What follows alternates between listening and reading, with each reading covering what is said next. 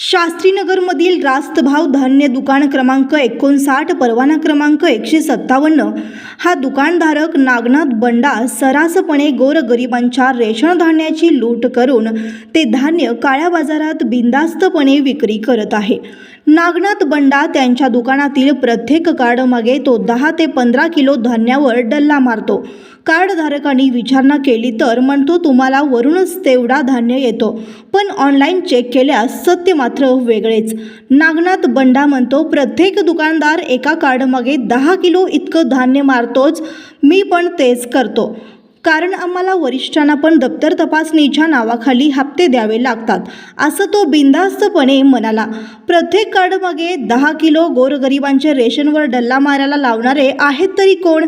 दप्तर तपासणीच्या नावाखाली हप्ते नेमकं घेतंय तरी कोण? या सगळ्या गोष्टींचा लवकरच आमच्या चॅनलच्या माध्यमातून याचा पर्दाफाश करणार आहे।